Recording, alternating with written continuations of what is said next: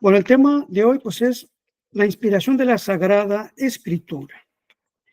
Bueno, primero vamos a ver primero brevemente la noción de esa palabra, lo que significa. Después vamos a ver el hecho de la inspiración, digamos que es un hecho que los libros sagrados atestan.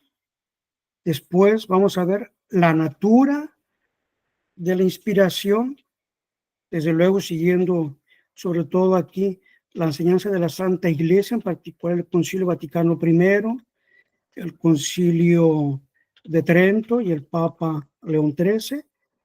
Y en cuarto lugar, las consecuencias de esto, que también es importante. Pero pues, ¿qué se entiende por la palabra inspiración? En general, se entiende por esta palabra indica la noción que esta palabra significa, pues es una moción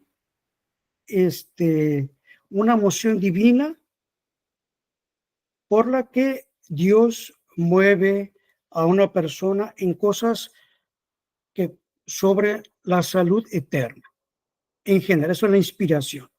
Incluso también una vez lo dice, bueno, Dios, por ejemplo, hay gente que dice, gente que quiere ser fiel, bueno, Dios me inspiró, voy a hacer tal cosa, voy a rezar más, voy a hacer tal penitencia, voy a irme a confesar más a menudo. Dios me inspiró eso, ¿qué tengo que hacer? Entonces es una noción general. En un sentido ya más teológico, es un influjo sobrenatural por el cual Dios nuestro Señor mueve al hombre interiormente para que manifieste a otros verbalmente o por escrito cosas que Dios le ha revelado a él. Y de aquí pues llegamos a la noción, pues el profeta y el agiógrafo. Como ustedes saben, profeta es una palabra de origen griego y en su sentido original significa, en el Antiguo Testamento y también incluso en el Nuevo, las personas que hablaban de parte de Dios. Profetas en el sentido escritural de la Biblia no son únicamente aquellos que anuncian cosas futuras, sino es quien habla de la parte de Dios. Porque si uno va a ver, por ejemplo, los profetas del Antiguo Testamento, pues son enviados de Dios para instruir al pueblo en aquel tiempo, al pueblo de Dios del Antiguo Testamento, pues no siempre anunciaban cosas futuras y muchas veces instruían o corregían abusos que se introducían en la religión, o incluso iban a reprimir a los reyes de Israel y de Judá cuando se desviaban. Eran enviados de Dios. Entonces eso es profeta, ¿no? De ahí poco a poquito, bueno, o en el uso actual se entiende por profeta alguien que anuncia cosas futuras. Pero en su sentido original y de acuerdo a la etimología de la palabra, significa alguien que habla de la parte de otro, de la parte de Dios.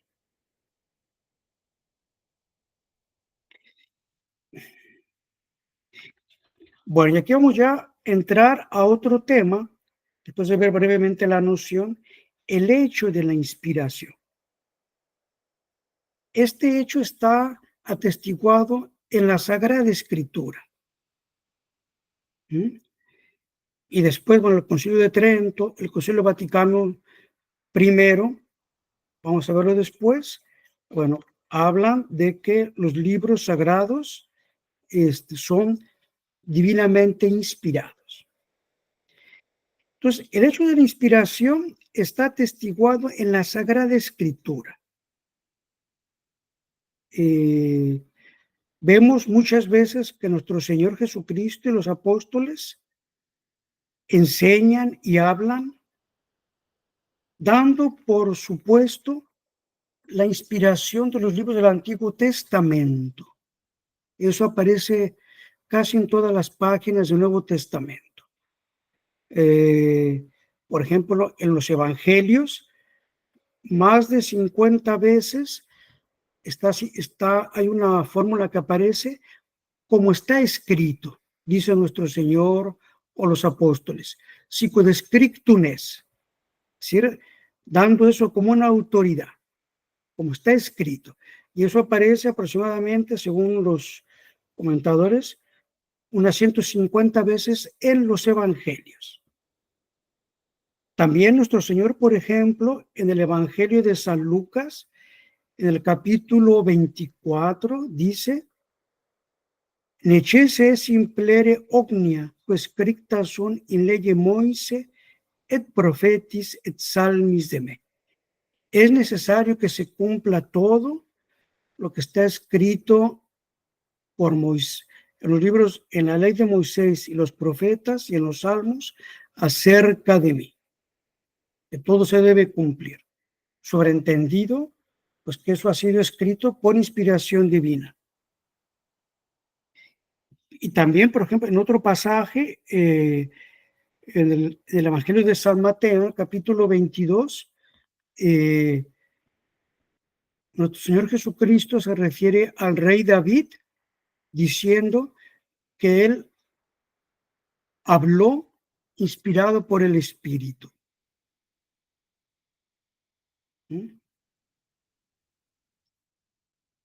O también, por ejemplo, nuestro Señor afirma que lo que está en la Escritura ha sido dicho por Dios. Entonces hay muchas referencias indirectas, incluso a veces implícitas, pues que atestiguan de este hecho, que la Biblia, los escritos de los profetas, y después veremos también de los escritores del Nuevo Testamento, pues que la inspiración es un hecho que existe. Pero tenemos dos citaciones en el Nuevo Testamento, dos pasajes explícitos en el que se hace una referencia explícita a la inspiración. El apóstol San Pablo, en la segunda epístola a Timoteo, capítulo 3, versículo 16, nos dice San Pablo: omnis scriptura divitus inspirata utilices ad docendum, ad arguendum, ad corripiendum, ad erudiendum in justicia. Entonces, la segunda a Timoteo, aquí tengo la segunda a Timoteo capítulo 3.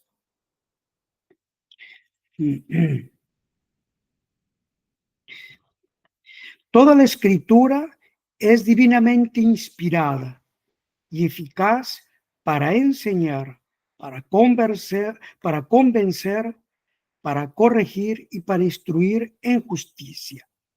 Nos dice el apóstol San Pablo. Toda escritura es divinamente inspirada y eficaz para enseñar, para convencer, para corregir, para instruir en justicia. Y después también el apóstol San Pedro, en su segunda epístola, en el capítulo 1, nos dice: omnis profecia scriptura propria interpretazione non fit, non è in voluntate umana alata essa liquando profecia, sed Spiritu Santo inspirati locuti sunt santi Dei hominis. Nos dice el apóstol San Pedro en su segunda carta, en el capítulo 1, versículo 20.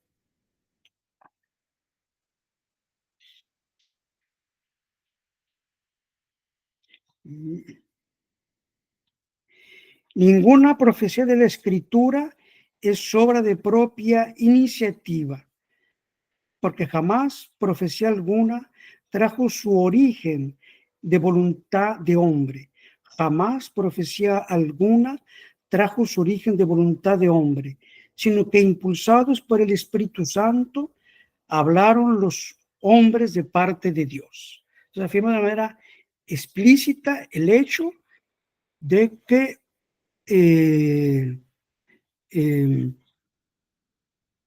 los profetas, aquellos que hablan de la parte de Dios, estaban inspirados por el Espíritu Santo. Después una última citación, y ahora le respondo a José Antonio. También el apóstol San Pedro, en su segunda epístola también, pero en el capítulo 3, en el versículo 15, nos dice, hablando, digamos aquí, es una citación, una mención implícita, habla de las cartas del apóstol San Pablo.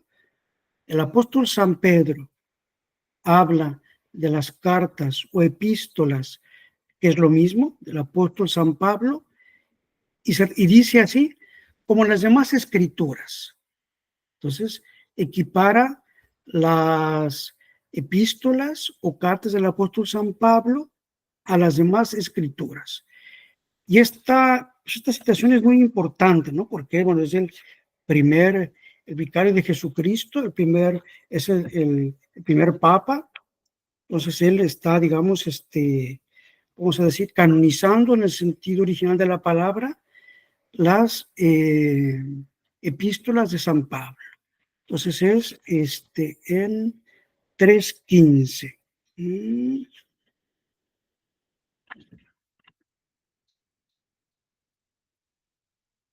Bueno, bueno, les leo más para que se entienda un poco lo que dice, porque la citación, digamos, no es directa, está implícita en lo que él dice. Por lo cual, carísimos, nos dice el apóstol San Pedro, ya que esperáis estas cosas, procurad estar sin mancha y sin reproche, para que Él os encuentre en paz. Y creed en la longanimidad de nuestro Señor. Y creed que la longanimidad de nuestro Señor es para salvación, según os lo escribió igualmente nuestro amado hermano Pablo, conforme a la sabiduría que ha sido concedida.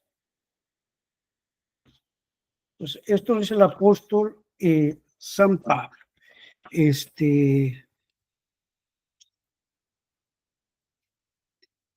A ver, José Antonio, ¿sí quería usted preguntar algo?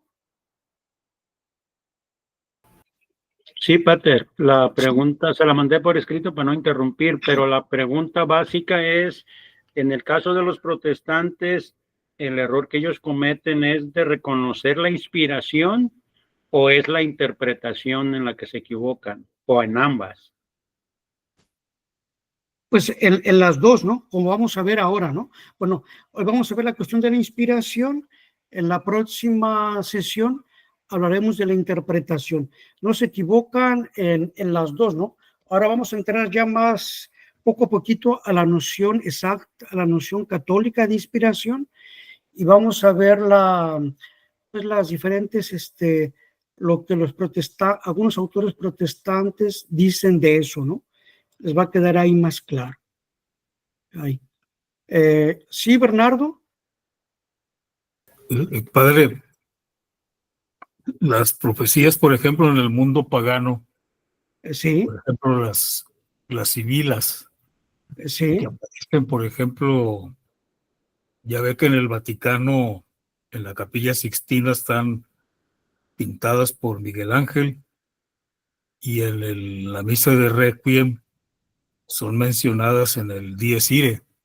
sí, Incluso durante todo el medioevo hay una gran devoción a las sibilas, porque cada una de ellas profetizó algo de nuestro Señor Jesucristo.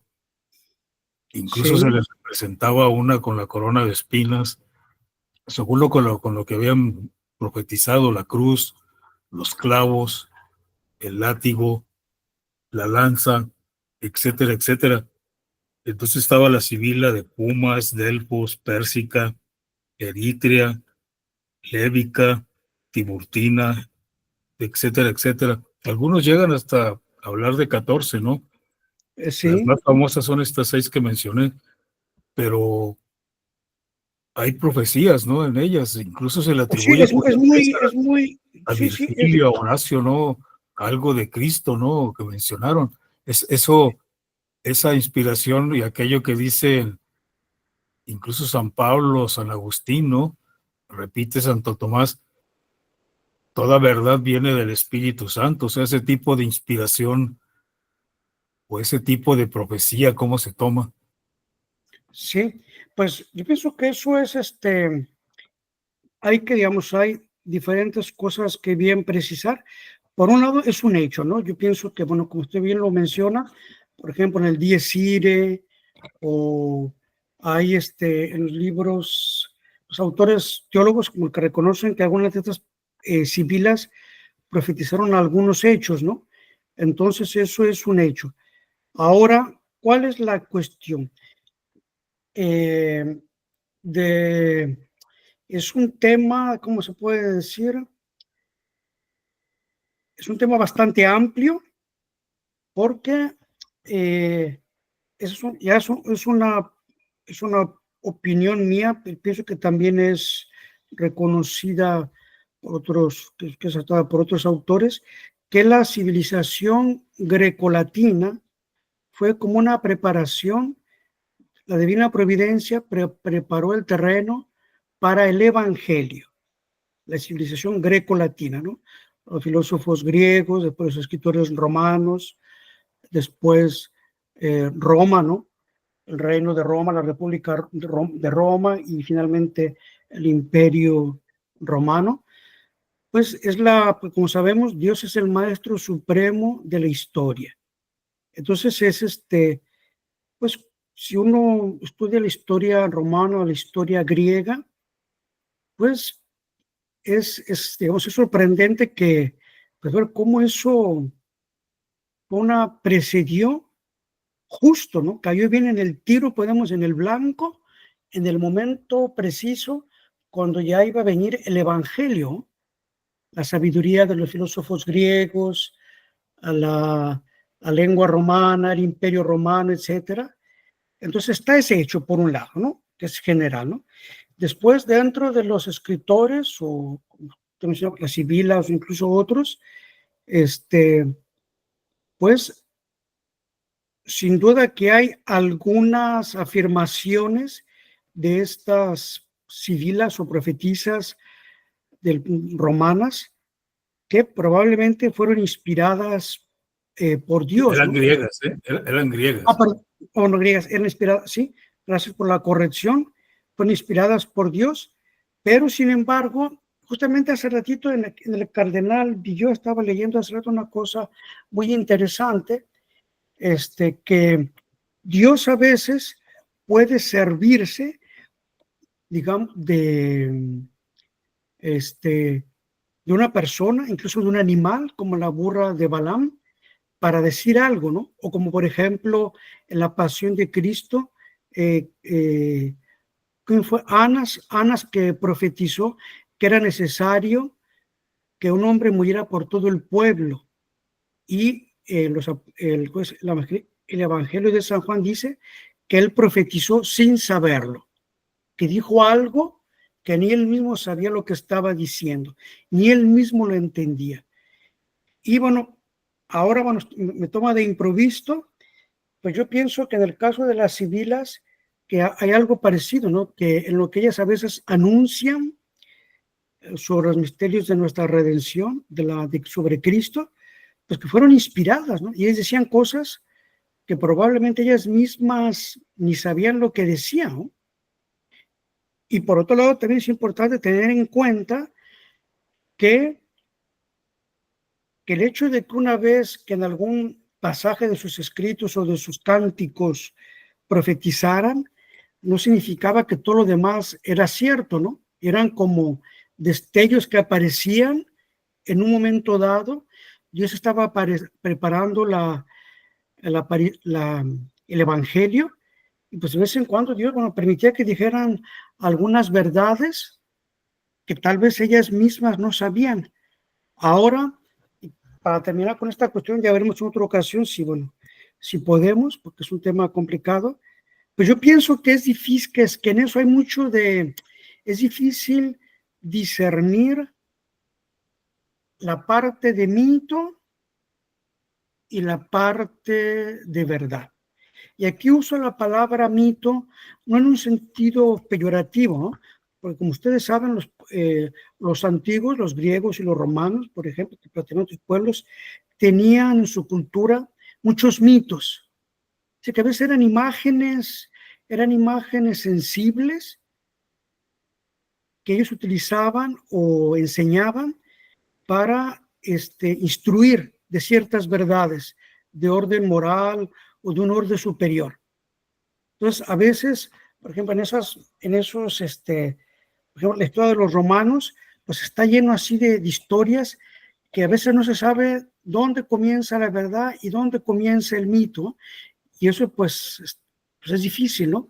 Pero bueno, hay una parte, digamos, cuando ya uno quita la cáscara, lo que es la imaginación, lo que es fantasía, decir así, bueno, hay un fondo de verdad que es muy cierto, ¿no? Entonces yo pienso que en el caso de las sibilas, para redondear lo que usted dice, pues sí, es muy posible que ellas fueron inspiradas de parte de Dios, ¿no? Como la burra de Balaán o como Anás durante la pasión de Cristo, ¿no? Que Dios fue como un relámpago, ¿no? Que aparece en medio de la noche y de pronto anuncian algo que ellas mismas y tal vez sus contemporáneos no entendían, y que ahora nosotros, pues ya viendo lo que habían dicho con los textos, pues vemos que sí que corresponde, ¿no? Entonces probablemente, pues, y si es verdad, pues seguro que es por inspiración divina, ¿no?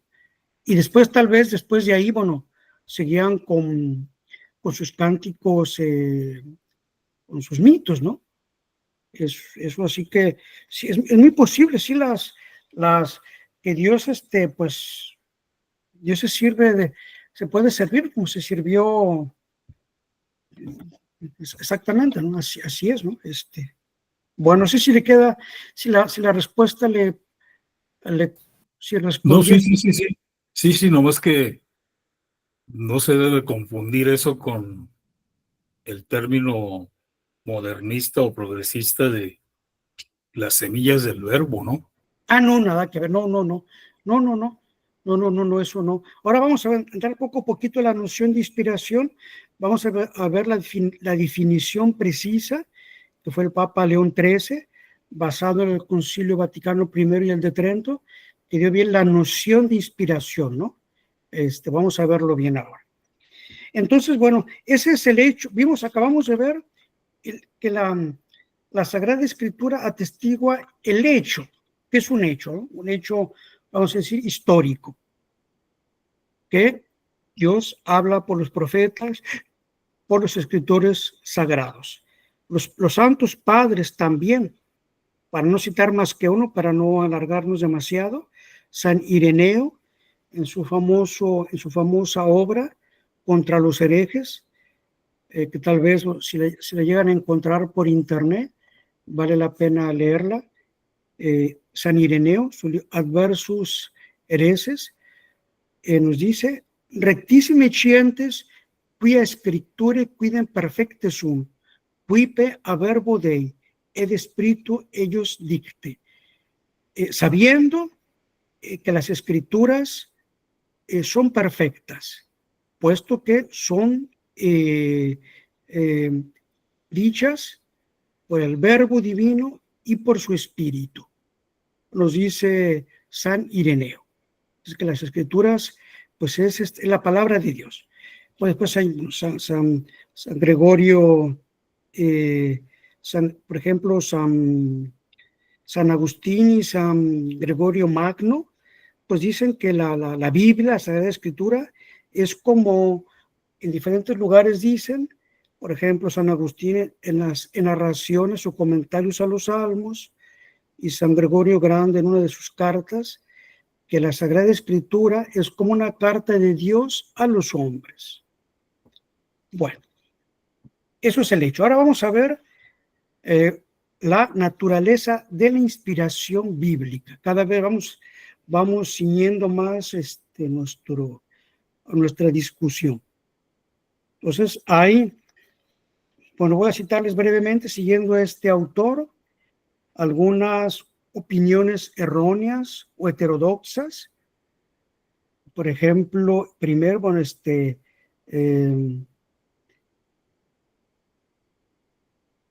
por ejemplo, aquí el autor dice que Kant, el filósofo Kant enseña, él entiende por inspiración una cosa divina que nos mueve a la piedad y a las buenas costumbres.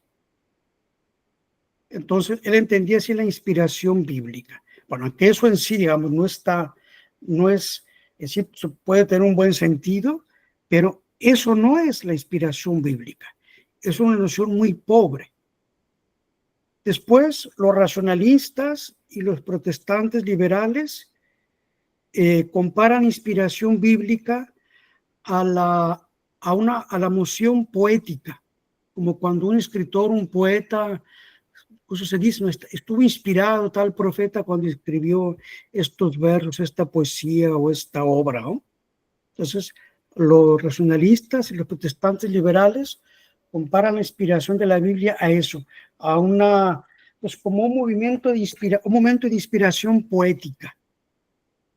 Tampoco es eso una inspiración bíblica en el sentido católico verdadero. Después algunos protestantes modernos, dice aquí, entre los cuales un cierto Lucy, que yo no conozco, ¿no? Un autor protestante moderno, que dice que la inspiración se restringe a los escritores, sí, no al libro mismo, para que ellos hablaran de las cosas divinas a los fieles. La inspiración es el profeta el que estaba inspirado, pero no el escrito. Y después, bueno, ya más adelante, otros incluso van al extremo contrario, como siempre, las herejías, los errores. Unos incluso dicen que la inspiración es una revelación dictada por Dios. Dios le dictó al profeta, me dijeron, bueno, siéntate, te voy a dictar. Y que bueno, no, tampoco es eso. Después, un último error, incluso enseñado por algunos católicos, dicen que la inspiración es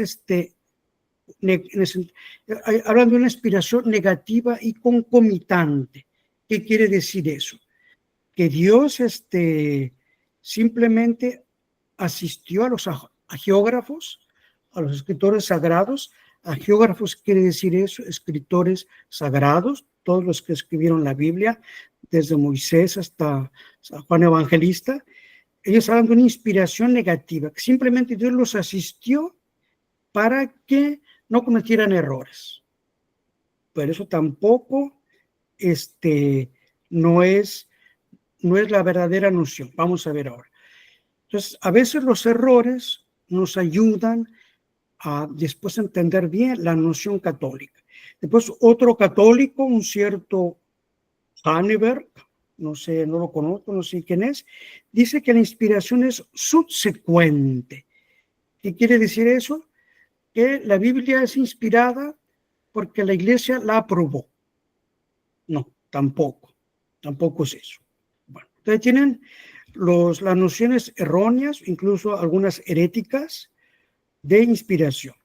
Y ahora vamos a ver cuál es la doctrina definida y enseñada por el Concilio de Florencia primero, el Concilio de Trento, el Concilio Vaticano primero. En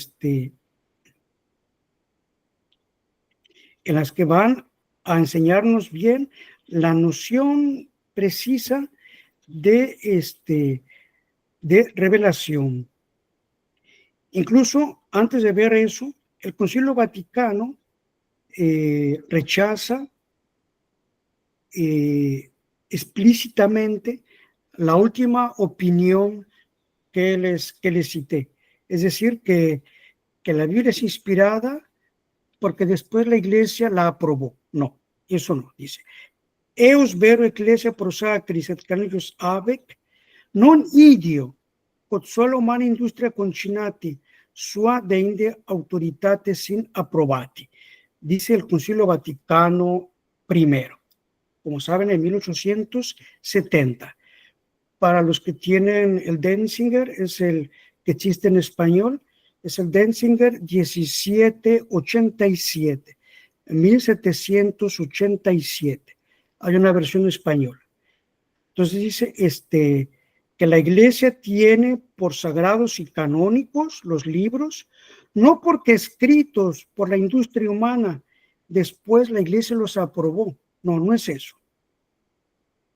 Y bueno, después va a venir finalmente, llegamos al Papa León XIII en su encíclica Providentissimus Deus, quien recoge lo enseñado por estos concilios, el Concilio de Florencia, el Concilio de Trento y el Concilio Vaticano I. Y va a definir de una manera, vamos a decir, precisa, teológica, la noción de inspiración. Incluso esto es una definición, es una doctrina, es un dogma esto. Como cual vemos entre paréntesis que los papas también pueden incluso definir un dogma en una encíclica. No siempre es el caso, la mayoría de las veces no. Pero aquí León XIII en esta encíclica, Providentissimus Deus, sobre la Biblia, que está en español, ahí define de manera dogmática la noción católica de inspiración. Entonces, entre paréntesis, las encíclicas de los papas son infalibles, quiere decir que no hay error en ellas. Cuando el Papa escribe una encíclica a todos los obispos, al mundo, no hay error. Pero no por eso necesariamente está definiendo algo, ¿no? Pues simplemente están repitiendo la enseñanza común de la iglesia, lo que la iglesia siempre ha enseñado. Y a veces ya, digamos, como en este caso, porque era el tiempo del modernismo, de los racionalistas, pues León XIII, digamos, tiene la intención de definir lo que la Iglesia Católica entiende por inspiración.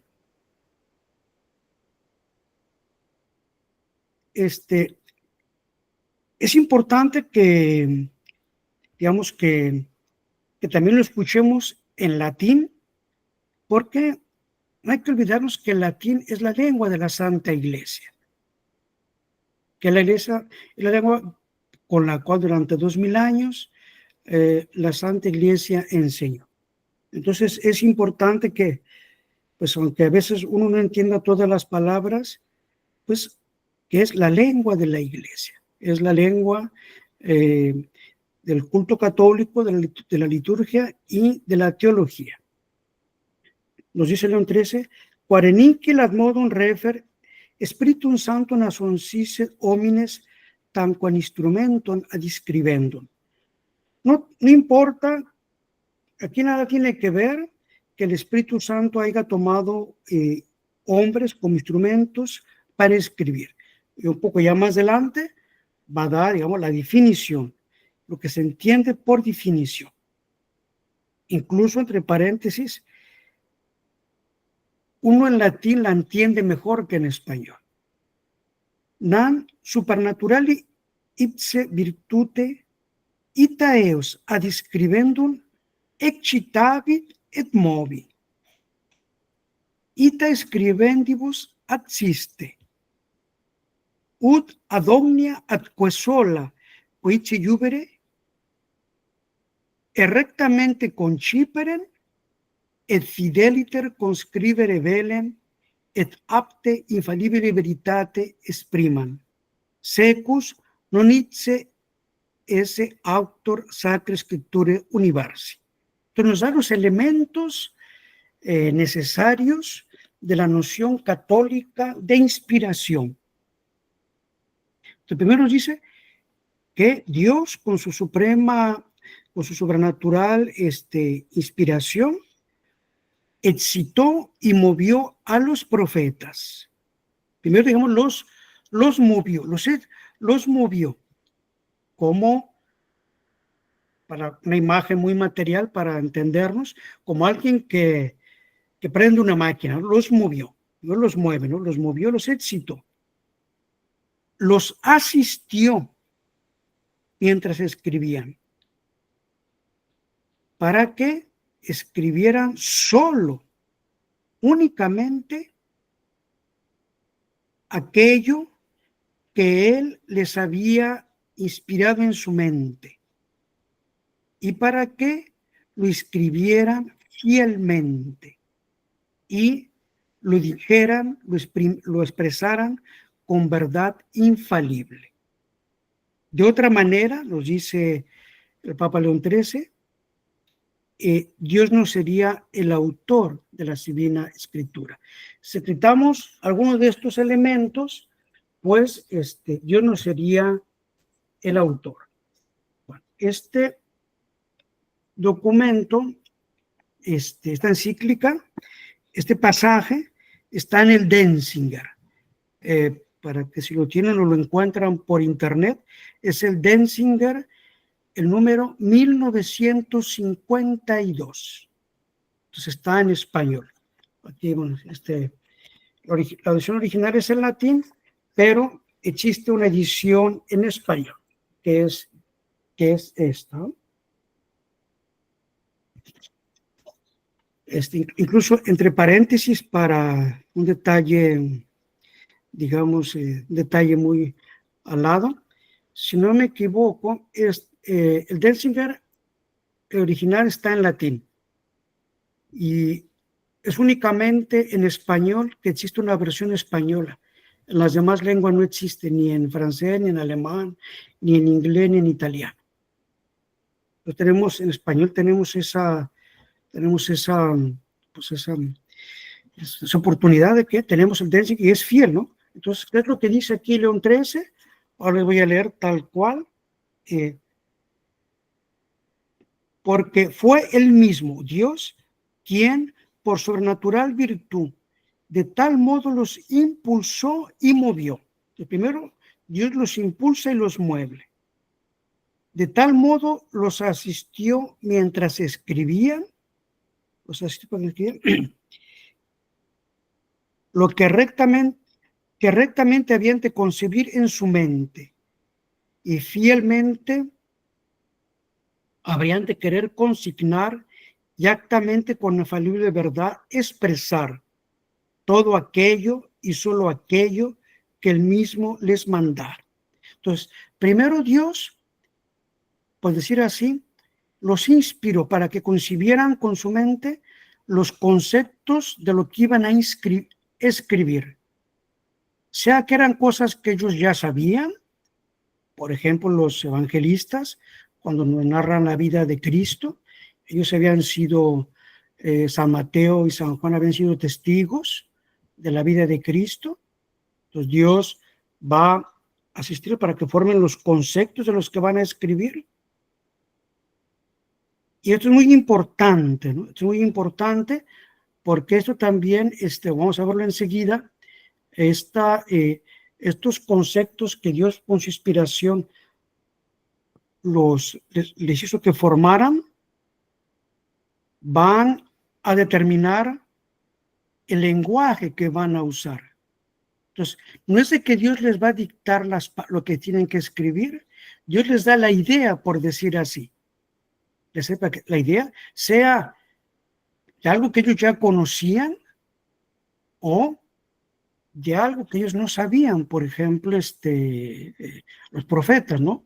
Por ejemplo, San Juan en el Apocalipsis, de cosas que ellos pues no sabían ni conocían de ninguna manera, ¿no? Entonces Dios les infunde esos conceptos.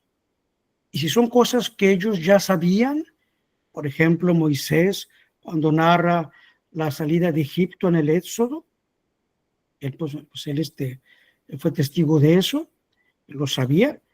Entonces Dios le va a asistir, inspirar para que forme los conceptos adecuados. Y después ya, como ustedes saben, pues las palabras, aunque los conceptos no están ligados necesariamente a palabras, pero pues cada quien, según su lengua, según su cultura, según su instrucción, va a expresar esos conceptos que uno tiene en la mente con las palabras apropiadas.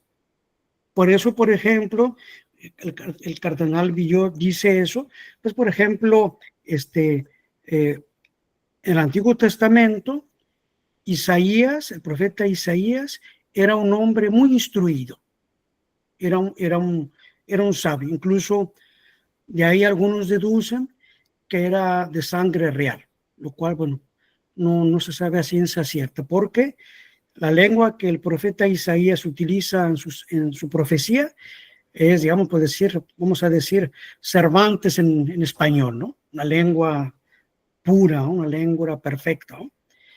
Y después hay otros profetas, por ejemplo, como es el profeta Jeremías, que es más rudo. Entonces, los dos van a decir la verdad, pero Isaías de una manera más literaria, y Jeremías de una manera más ruda, pero los dos van a expresar de manera exacta, precisa, el concepto que tienen. Lo mismo que, vamos a decir, si una persona muy instruida está contando algo que él vio, lo va a decir con otras palabras, y si por ejemplo una persona que fue también testigo del hecho, pero que no está muy instruida, pero que es veraz, que tiene buen sentido, pero que tiene, bueno, poca instrucción, pues va a decir la verdad también, pero con otras frases, con otro lenguaje, con otras construcciones. Pues es lo mismo. Entonces Dios les da las ideas y después ellos, según su cultura, según su instrucción y su temperamento, ¿no? Porque también cada escritor sagrado tiene su carácter, ¿no? Hay escritores que son más fugaces, más virulentos, otros que son más calmos. Entonces todo eso va a entrar, ¿no? Por eso a veces, por ejemplo, en los evangelios, cuando los evangelistas nos cuentan el mismo hecho de la vida de Cristo, el mismo milagro, pues San Lucas lo dice de una manera, San Mateo de otra y San Marcos de otra manera. Porque, bueno, según su temperamento, como ellos son, ¿no? Y también, bueno, entra lo que ellos querían decir, ¿no? Porque no necesariamente siendo testigos del mismo hecho, los tres querían en determinadas circunstancias contar todo, ¿no? Decían lo que era necesario para instruir a los cristianos. Entonces, eso es la definición de inspiración. Así que se las leo otra vez porque es importante. Pues ese, al fin y al cabo, es el tema que estamos tratando ahorita. Entonces nos dice el Papa León XIII. Aquí el Papa León XIII resume la enseñanza del Concilio de Florencia, del Concilio de Trento y del Concilio Vaticano I. Y lo expresa, pues, como saben, León XIII era un gran tomista, pues, con una precisión tomista, vamos a decir así. Entonces, les leo de nuevo. Porque fue él mismo quien por su natural virtud de tal modo los impulsó y movió, de tal modo los asistió mientras escribían, que rectamente habían de concebir en su mente, concebían rectamente, y fielmente habrían de querer consignar. Entonces, rectamente concebían con la asistencia de Dios, y eso que tenían en su mente querían expresar. Y actamente con infalible verdad expresar eso que tienen en su mente, y solo eso que Dios les había inspirado que escribiera. Exactamente eso. Entonces, todos estos puntos son importantes porque vamos a ver enseguida, el último punto, las consecuencias de esto. Sí, Bernardo, dígame. Padre, con respecto a eso, por ejemplo, la Vulgata que Sí, tradujo San Jerónimo sí, y algunos términos que aparecen ahí, no sé si los utilizaron en la Sagrada Escritura o son términos que aportó San Jerónimo, que él era un hombre muy culto, ¿no? Por ejemplo, sí, cuando dice nuestro Señor Jesucristo, carpe diem, sí, que es una frase del poeta romano Horacio, sí, que utiliza él en sus odas. Otra es la de San Pablo, cuando dice no hago el bien que quiero, sino el mal que no quiero, que es del poeta Virgilio, también un sí. poeta romano. O sea, son frases que utilizaría San Pablo y sobre todo el carpe diem de nuestro Señor Jesucristo lo usaría tal cual Mire, ahora cuando o veamos las lo bordó consecuencias San Jerónimo así. cuando veamos las consecuencias de la inspiración, vamos a justamente entrar en la brevemente, digamos, la cuestión de las versiones de la Biblia, aunque después, como recuerdan, hay una de las sesiones está dedicada a las versiones de la Biblia, pero vamos a verlo, ¿no? Pero enseguida, pero bueno, ya brevemente le respondo, pues yo pienso que eso, traduce, fielmente lo que tenía el texto original. Si el autor, por comenzar, bueno, sabemos que el Nuevo Testamento fue escrito en griego, como ustedes saben, ¿no? Salvo el Evangelio de San Mateo, que muchos autores consideran que fue escrito en hebreo, aunque el original hebreo de San Mateo se perdió. El Nuevo Testamento fue escrito en griego. Es posible que los autores griegos hayan tomado esas palabras de la cultura que circulaba en esos tiempos, ¿no? Porque de nuevo, lo que veíamos hace rato, la cultura grecolatina fue la cultura grecolatina, pues fue una obra de la providencia como para preparar el terreno para el evangelio. El evangelio no llegó en un mundo salvaje, ignorante, en el que no había nada, ¿no? El mundo grecolatino tiene una cultura muy, muy alta, ¿no? Como ustedes saben, ¿no? La filosofía griega, los escritores romanos. Incluso, si me permite, ¿no? Con mucha modestia, en estos tiempos estoy leyendo Tito Livio. ¿Saben? Tito Livio es un escritor romano que escribió la historia de los romanos, que se conserva una gran parte, no se conserva todo, ¿no? Es un autor de un poquito antes de Cristo y más o menos murió al principio de la era cristiana, murió. Y él escribió la historia de Roma que se llama Ab Urbe Condita.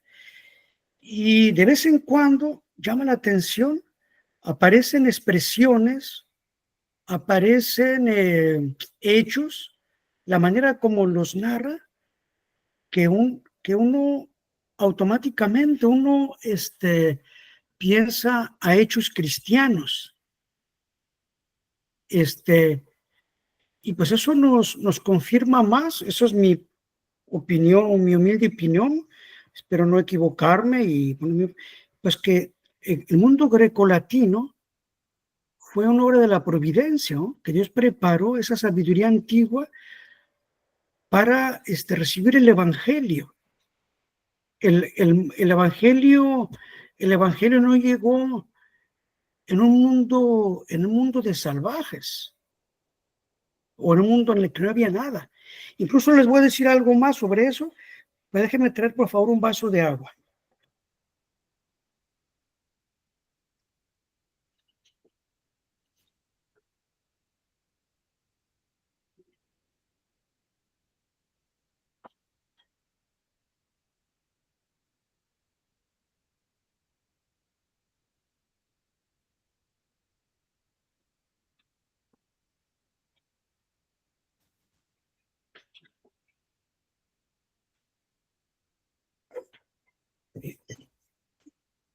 hace poquito hablaba con una persona que es profesor y bueno, también coincidíamos, él también se interesa mucho por la cultura grecolatina y una cosa pues que me daba vueltas en la cabeza, a ver ustedes qué piensan, ya lo veremos después, pero también responde un poco a su pregunta, Bernardo.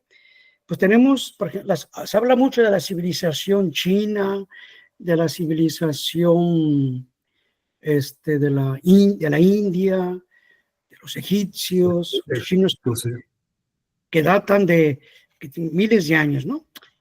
Pero bueno, es curioso que esas civilizaciones, a pesar de, bueno, que tienen ciertos valores, aunque en mi humilde opinión, hoy en día se las exalta demasiado, esa es mi humilde opinión, pero no se niega que tienen valores. Pero, ¿por qué no llegaron a más? Pues yo me pregunto, incluso soy de pensar, pues que justamente eso, ¿no? Que no tuvieron acceso a la cultura grecolatina. Si lo que nosotros conocemos como cultura grecolatina, si ese hecho histórico, ese hecho cultural histórico, se hubiera dado en China o en Egipto o en India, pues en China o en Egipto, en India, habría una filosofía superior, ¿no? Y tal vez, no sé, bueno, lo que Dios hubiera hecho no lo sabemos, ¿no?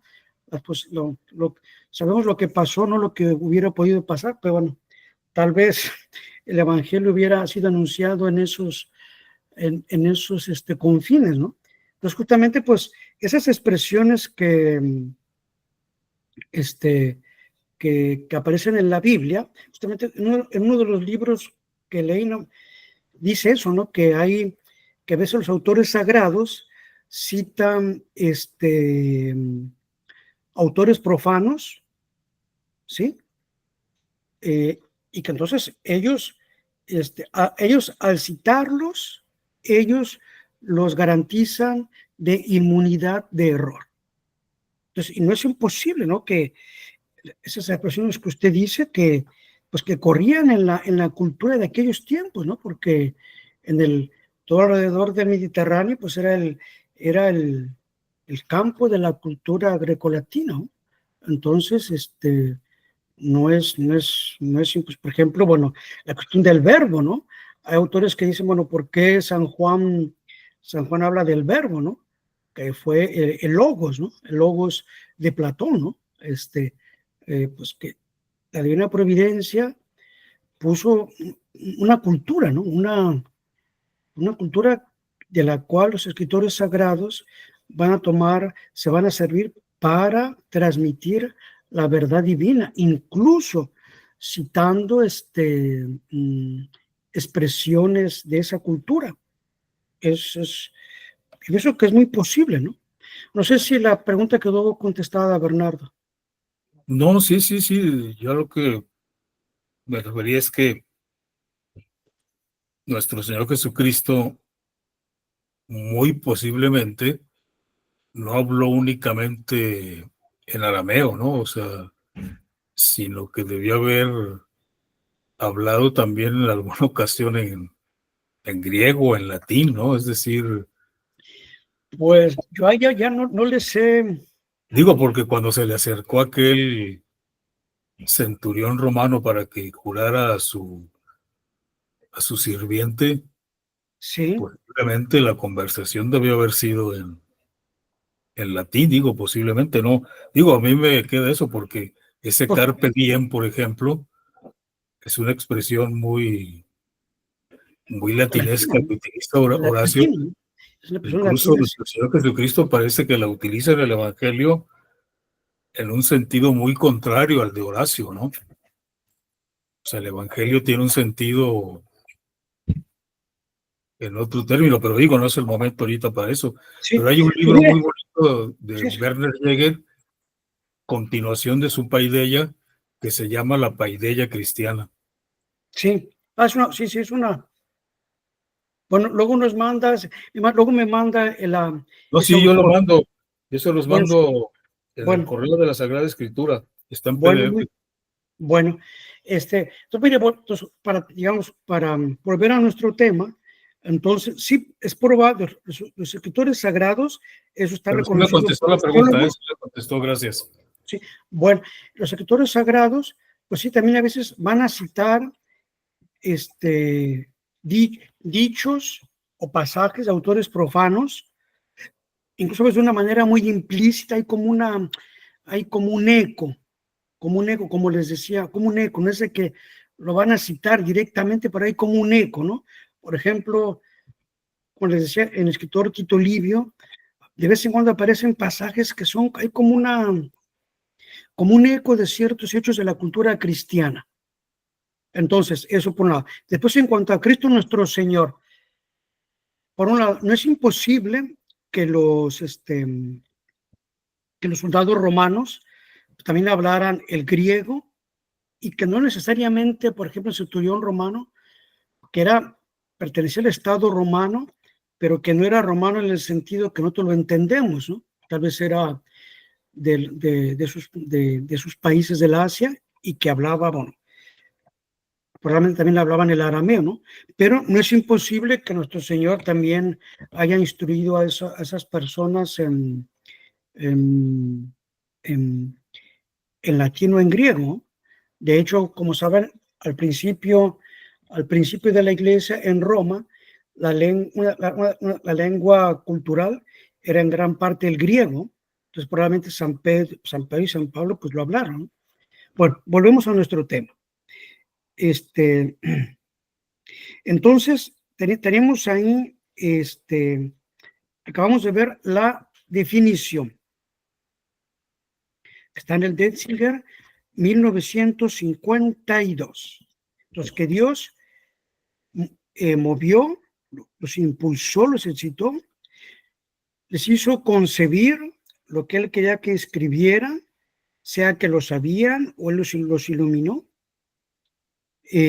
los asistió para que escribieran eso de manera fiel y únicamente eso.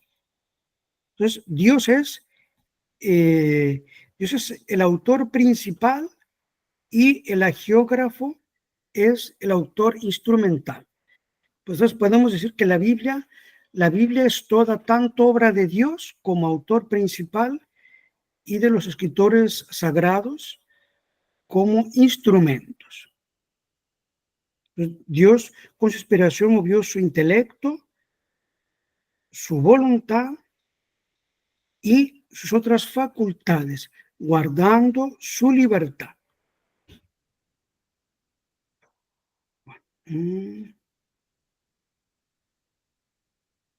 Bueno, aquí este autor pone una citación de San Juan Crisóstomos, cum ad modum calamos non asitio escribe, sed virtute manus itsum moventis, sidec lingua profetarum non asitza loquebatur, sed es Dei gracia. Los dice San Juan Crisóstomo en una de sus homilías. Así como el cálamo, ¿no? La caña que se usaba antes para escribir, ¿no? Después fue pluma. No escribe por sí misma, sino por la virtud de la mano que lo mueve. Así, la lengua de los profetas no hablaba por sí misma, sino por la gracia de Dios. Entonces, de esto se siguen algunas consecuencias. Entonces, que la inspiración es una obra de Dios adestra. Como saben, las obras de Dios adestras son comunes a toda la Santísima Trinidad, la creación. Se atribuye al Espíritu Santo, pero eso en realidad es la obra de Dios, una obra adestra, común a las tres personas divinas, aunque se atribuye de una manera correcta al Espíritu Santo. Y en el escritor sagrado es una emoción que pasa. Es una emoción que pasa y que ¿cuánto tiempo quedó? Pues no se sabe, ¿no? Que va a mover por un tiempo sus facultades para que mueva y escriba.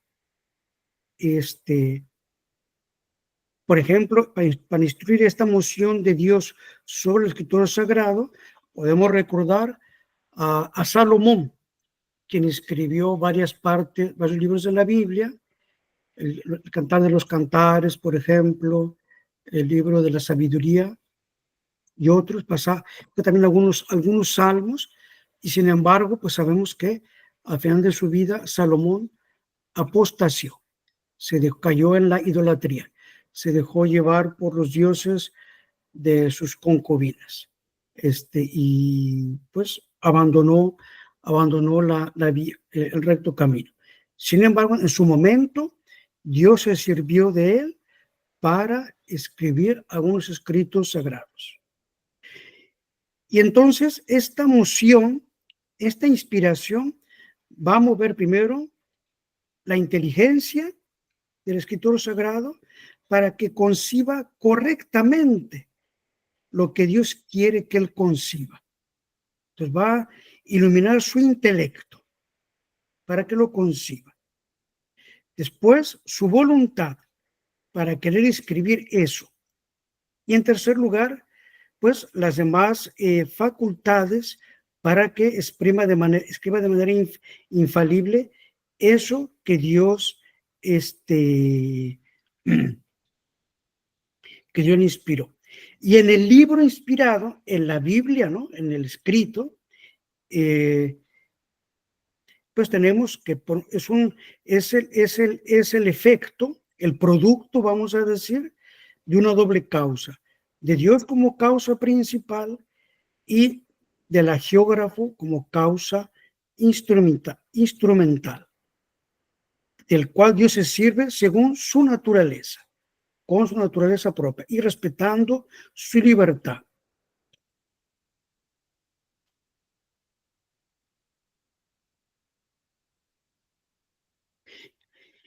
Y pues aquí llegamos a un punto antes de pasar a las consecuencias, que la inspiración se extiende a todas y a cada una de las partes de la escritura sagrada, íntegramente, a todas sus partes, pero hay que tener en cuenta, y aquí entramos ya a las consecuencias, que la Biblia, la Sagrada Escritura, por un lado no es una obra científica, no es un escrito de física o de matemáticas, ¿sí? No es una obra científica, sino que Dios se propuso la salud, nuestra salvación, no hacer una obra científica. Entonces, ahí en todas sus partes es verdadera, exenta de error, pero hay que entender bien eso, porque también aquí entra la cuestión de los géneros literarios. Porque, por ejemplo, una es la manera como se expresa la verdad en una parábola, otra como se va a expresar en una crónica, otra como se va a expresar, por ejemplo, en una poesía, por ejemplo, los salmos. Ahí la verdad va a ser expresada respetando esos géneros literarios.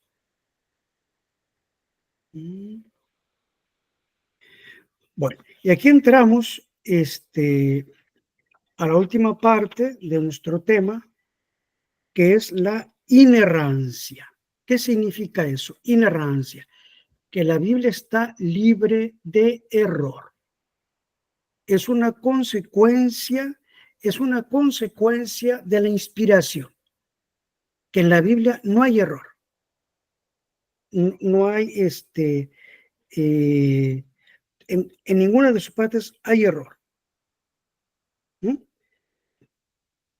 Esto es un hecho, pero sin embargo, hay que tomar aquí en cuenta una cosa, que esta nota, esta característica,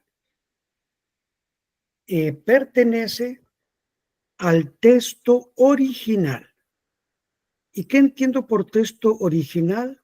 No a la lengua original, griega o hebrea, no.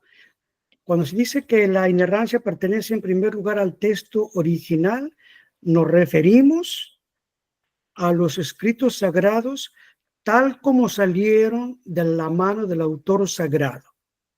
Es decir, que en las copias posteriores, incluso en hebreo o en griego, también puede haber errores. La inerrancia, al texto original, usando la palabra original en su sentido preciso. El escrito, el manuscrito, vamos a decir, que salió de la mano del autor inspirado. Y después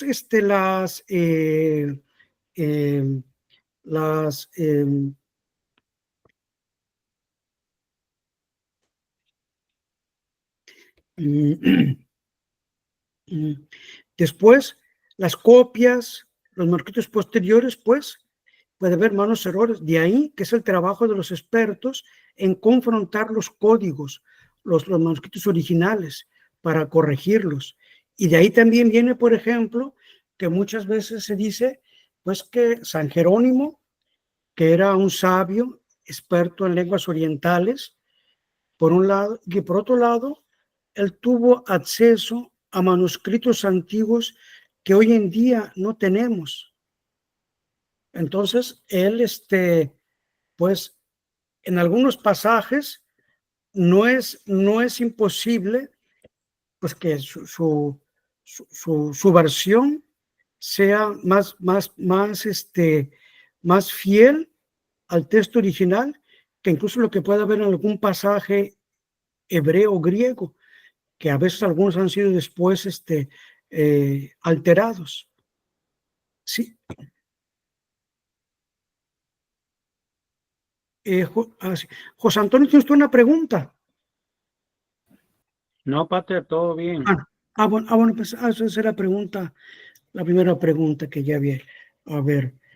Bueno, pues también, entonces, eso, hay que tener en cuenta los géneros literarios para cuando se habla de la inerrancia.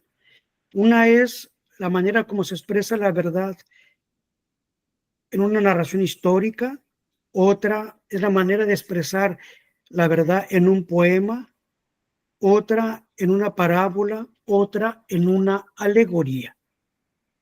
¿Sí? Entonces, hay que tener en cuenta de eso. Y después también, aquí, pues justamente aquí lo que hablamos hace un momento, que las citaciones que son usadas por los escritores sagrados también gozan de esa inerrancia, como pues aprobados por el autor bajo la asistencia del Espíritu Santo. Bueno, pues en resumen, esto es el tema. ¿Tienen alguna pregunta sobre esta plática antes de cortar la grabación? Sí, Bernardo. Sí, Bernardo. Perdón, no Sí. había puesto el micrófono. Me espero a que corte la grabación por mi tipo de pregunta y me Bueno. espero si alguien tiene antes una pregunta. Bueno, pues aquí terminamos con el tema. Si alguien tiene una duda, algo que no quedó claro, quiere completar o incluso alguna objeción referente al tema, porque todavía estamos grabando. Si son de otras cuestiones, cuando cortemos la grabación. Pater, Sí. yo tendría la pregunta, se me hace un tema muy interesante, pero también muy profundo. En cuanto a la bibliografía que usted mencionó, no sé si haya algo en español que pueda uno... Yo tengo el Detzinger, probablemente ahí pueda yo buscar eso. O si hay alguna otra referencia, pues me diga, por favor, o nos diga. Pues mire, en el Detzinger tiene ya los pasajes principales de la encíclica de León XIII, pues en el Proventissimus Deus, que es el número más o menos 1950 por ahí, porque en el Detzinger muchas veces se citan pasajes de las encíclicas, pero únicamente aquellos pasajes que en los que se enseña algo específico ya. Entonces, ahí tiene ya, vamos a decir, en el Delsing en el 1950 más o menos, tiene los pasajes importantes de la encíclica de León XIII sobre la Sagrada Escritura. Y también tiene ahí en el Denzinger, tiene las partes importantes de la cuarta sesión del Concilio de Trento, que es justamente sobre la Sagrada Escritura. Y después seguro que hay manuales bíblicos en español. Yo desgraciadamente aquí no tengo, pero seguro que deben existir muy buenos. Voy a buscar y probablemente que se pueden telecargar gratuitamente. Si alguno de ustedes se encuentran, pueden compartir el lazo en el grupo. Sí, padre, o José Antonio, en la nácar colunga que subía ya la Sagrada Escritura, no sé si también se la mandé a José Antonio. En la introducción ahí viene un resumen muy grande, viene la de San Pío X, viene la de León XIII, y vienen varios escritos ahí varias cosas de las que usted recomendó ahí vienen. Pues si puede, por favor, mande de nuevo el lazo para sí, que no, yo lo mando. Aquellos que quieran telecargar esa. Ahí viene todo eso sobre la inspiración, o sea, lo que es la profecía, todo eso viene ahí. Bueno, pues mande por favor el lazo. ¿Alguien más tiene alguna intervención o pregunta o completar algo? Sí, dígame, Aldo. Bueno, primero que nada, pues muy buena exposición, muy interesante. Mi pregunta es si necesariamente la moción divina se da en todas las facultades del escritor, o si puede Dios mover algunas facultades y otras no. Porque, por ejemplo, en el caso de San Juan Evangelista en el Apocalipsis, pues dice haber visto ciertos eventos, ¿no?, que describe. Pero no sabría yo si necesariamente entendió a toda la profundidad, digamos, lo que iba a suceder y solamente lo vio, o si también hubo ahí participación de esta verdad por parte de su intelecto.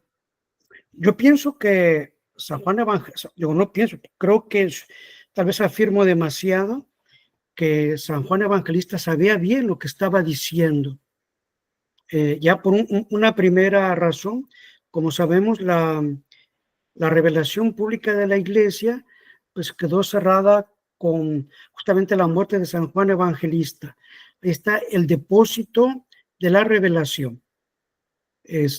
Y entonces los apóstoles, los escritores sagrados, escribieron mucho, pero también hubo cosas que transmitieron, sobre todo los apóstoles, por tradición. Entonces yo pienso que San Juan Evangelista en el Apocalipsis, él sabía el significado de las visiones que él describe. Él sabía, pero pues escribió como Dios quiso que él escribiera, ¿no? Con ese lenguaje pues profético, enigmático, vamos a decir, pero él sabía el significado de lo que él escribía.